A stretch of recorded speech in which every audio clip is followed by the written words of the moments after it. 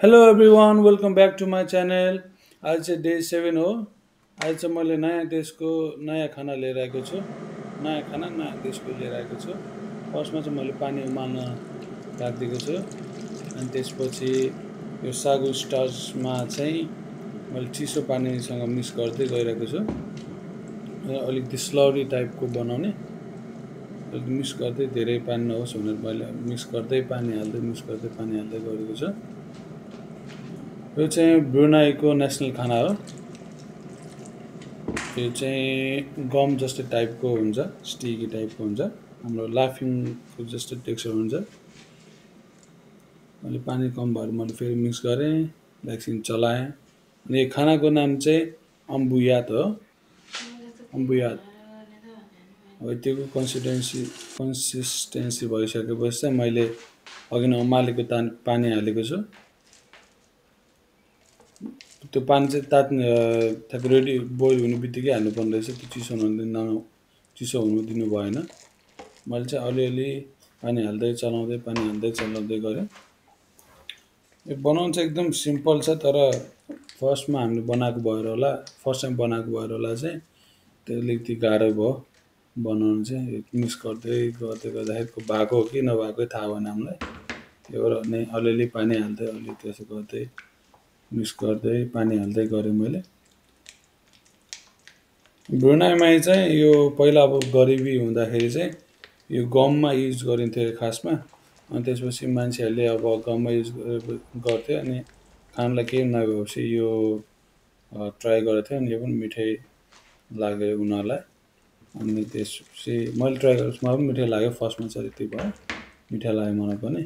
अनि उनीहरूले चामलहरू त्यस्तो नपाएपछि चाहिँ यो खाएको थियो अरे पहिला ब्रुनाईमा। त्यही भएर चाहिँ नेसनल खाना भएको थियो, मतलब नेसनल खाना हो। अनि यतिको भइसकेपछि चाहिँ हाम्रो रेडी भएको छ। मेरो पनि एकछिन मिक्स गरेँ। एकछिन मिक्स गरेपछि हाम्रो यो अम्बुयात चाहिँ रेडी भएको छ। अम्बुयात चाहिँ धेरै साइड डिसहरूसँग जान्छ। अनि मैले चाहिँ आज एउटा मात्र साइड डिस बनाएको छु। साइड डिस भन्दा पनि यसको सस मात्र बनाएको छु, चटनी जस्तो टाइपको। रातो खोर्सानीलाई मैले पिसेको छु नुनसँग, ताकि नचिप्लोस् भनेर। अनि त्यसपछि रेड क्याप्सिकम हालेँ यसमै। अनि फेरि यसलाई पिस्न थालेँ। यो सिलौटोमै पिस्नु पर्ने रहेछ, त्यही भएर मेरो बुढीले मलाई पिस्नुको लागि हेल्प गरेको छ एकछिन। फेरि मैले पिस्न थालेँ। अनि त्यसपछि अघि त्यो पिसेको साइडमा राखेँ। अनि त्यसपछि स्यालोट्सलाई पिस्न थालेँ। स्यालोट्स भने चाहिँ नेपालीमा छ्यापी भन्छ होला त्यसलाई।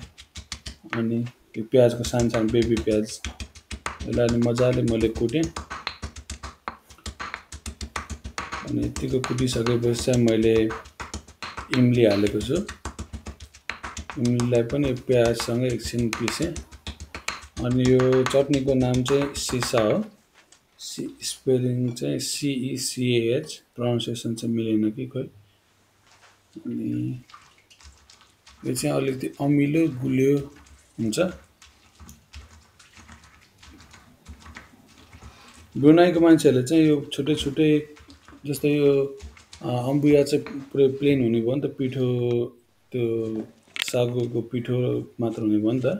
अनि त्यही भएर त्योसँग अचारसँग अनि मासु भेजिटेबलहरूसँग खाने रहेछ। मैले चाहिँ यो चटनी मात्र बनाएको छु आज।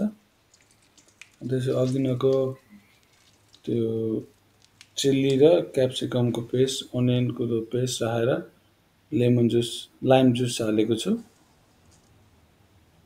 कागती हालेँ। अनि त्यसपछि चिनी हालेँ। अनि त्यससँग यसलाई मिक्स गरेँ मैले।